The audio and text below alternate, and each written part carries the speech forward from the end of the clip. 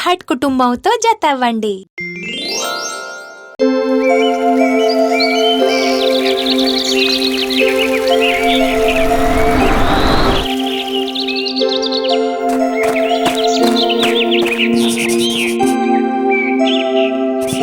టియా,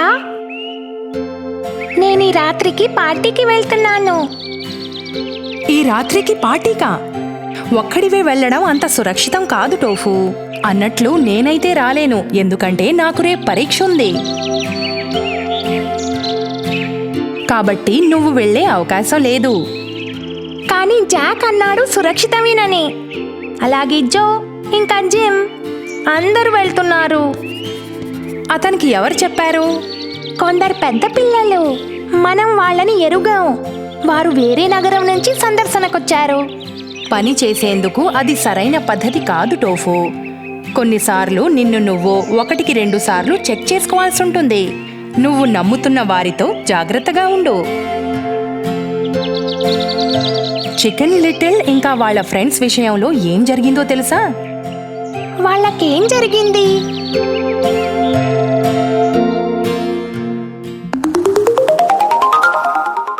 గుడ్డి నమ్మకం.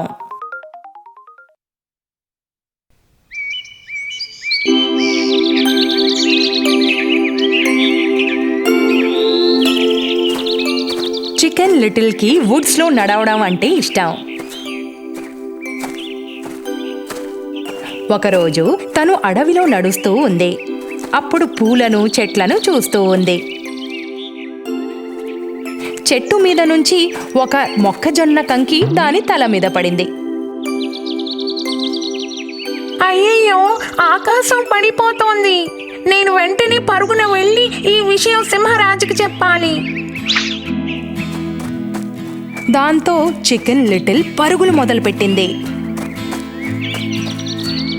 దారిలో తను హెన్నీ పెన్నీ అనే కోడి పెట్టని కలిసింది.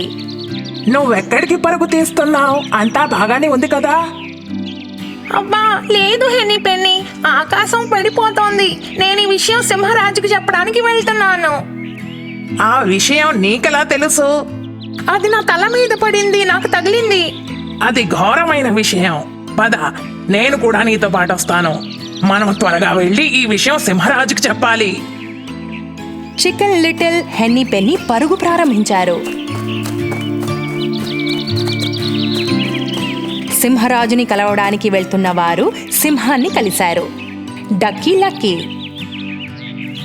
ఆగండరా, ఆగండి. అంత తొందరగా ఎక్కడికి వెళ్తున్నారు? ఆకాశం పడిపోతోంది. అది చికెన్ లిటిల్ నెత్తి మీద పడింది. మేము ఈ విషయం సింహరాజుకి చెప్పడానికి వెళ్తున్నాం. నన్ను కూడా మీతో రానియండి. పద పద. అలా వారు ముగ్గురు పరుగు తీస్తూ ఉండగా వారు ఫాక్సీ లాక్సీని కలుసుకున్నారు. మీరంతా ఎక్కడికి వెళ్తున్నారు? ఆకాశం పడిపోతోంది. అది చికెన్ లిటిల్ నెత్తి మీద పడింది. మేము ఈ విషయాన్ని సింహరాజుకి చెప్పాలని నిర్ణయించుకున్నాం.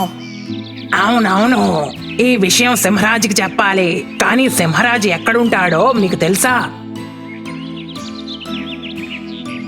నక్క ఈ సమస్య పట్ల సరిగ్గా దృష్టి సారించింది. ఎవరికీ కూడా సింహరాజు ఎక్కడుంటాడో తెలియదు. అతనెక్కడుంటాడో నాకు తెలుసు. నాతో రండి, నేను మీకు దారి చూపిస్తాను. సహాయం లభించడంతో ఎంతో సంతోషించారు. ఆ ముగ్గురు అంగీకరించారు. నక్క వారు ముగ్గురిని తన గుడారానికి తీసుకెళ్ళింది. వారిని ప్రవేశ ద్వారం దగ్గరే వేచి ఉండమని చెప్పి అది లోపలికి వెళ్ళింది. ఎక్కడే ఆగండి. ముందు నేను వెళ్ళి సింహరాజుతో మాట్లాడతాను. అతను మీతో మాట్లాడడానికి సిద్ధపడితే అతడు మిమ్మల్ని అందరినీ లోపలికి పిలుస్తాడు. కొద్దిసేపటి తర్వాత ఫాక్సీ లాక్సీ లోపల నుంచి పిలిచింది. లోపలికి రండి మిత్రులారా. Chicken Little, Henny Penny, Ducky Lucky లోపలికి వెళ్లారు. కానీ ఎప్పటికీ తిరిగి బయటికి రాలేదు. కాబట్టి చూసావా టోఫు, నువ్వు ఎప్పుడూ కూడా దేన్నైనా గుడ్డిగా అనుసరించే ముందు జాగ్రత్తగా స్టడీ చేయాల్సి ఉంటుంది. అవును టియా, ఇప్పుడు నాకు అర్థమైంది మంచి వారిని నమ్మవలసిన ప్రాముఖ్యత ఏమిటో. అలాగే దేనిని కూడా గుడ్డిగా నమ్మకూడదని. ఈ రాత్రికి నేను ఇంట్లోనే ఉండిపోతాను. నా ఫ్రెండ్స్ని కూడా అదే చేయమని చెప్తాను.